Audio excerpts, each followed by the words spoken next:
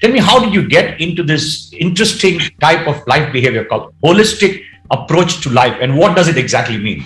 Sure, doctor. So I studied nutrition.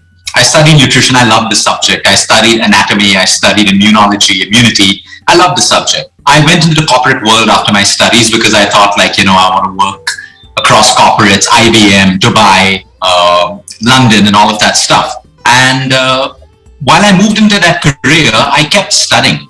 I always kept studying. I'm fascinated with the human body, because like you said, it's given free to us, but people fail to see the intelligence behind it.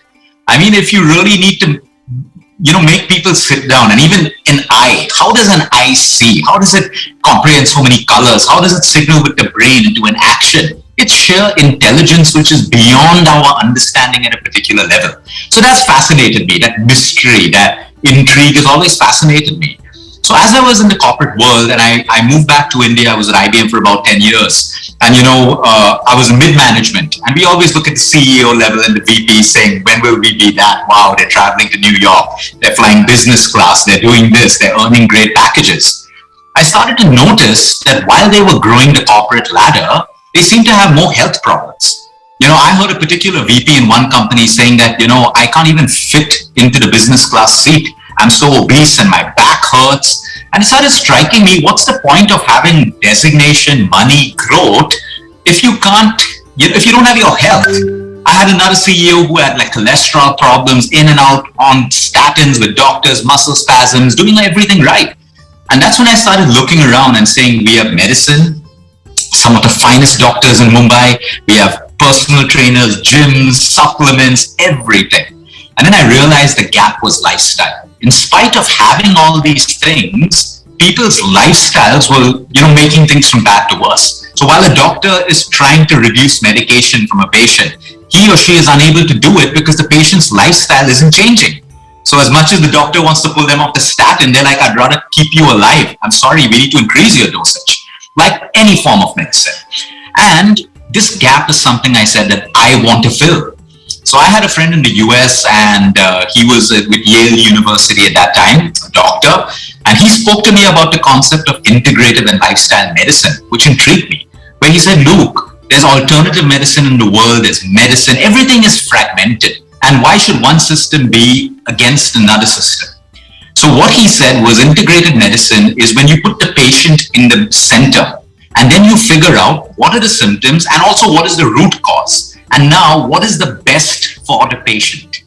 If he needs surgery, yes. Does he need to change his nutrition? Yes. Does he need homeopathy? If he's assessed the right way? Yes. So integrative medicine is taking the best of everything. It's not about one system being better than another. So a lot of people come to us in integrative medicine because we specialize in cancer, and they say, look, we've come to you because we don't want to do chemo. We say that's not an option. Integrative medicine is if your doctor's prescribed chemo for you, you've got 2 opinions, 3. It's the right thing for you. What we now need to do is manage the side effects of the chemo, figure out why you got cancer in the first place, why your immune system, what are the foods you need to manage the side effects, what is the emotional strength that you need to get through the disease. That is what integrated medicine is. And I decided to bring that concept down to India. And we formed this concept of integrative and lifestyle medicine about 7 years ago. And since then, it's only grown because people feel that we're trying to solve a problem. So if someone has a constant migraine, you can keep taking medicine. But if we find out that you're sleep deprived, you sleep for 3 hours, and on the night that you sleep 7 hours, you don't have the migraine. So the root cause is sleep deprivation. Now, if we can fix that, we can help you improve your sleep.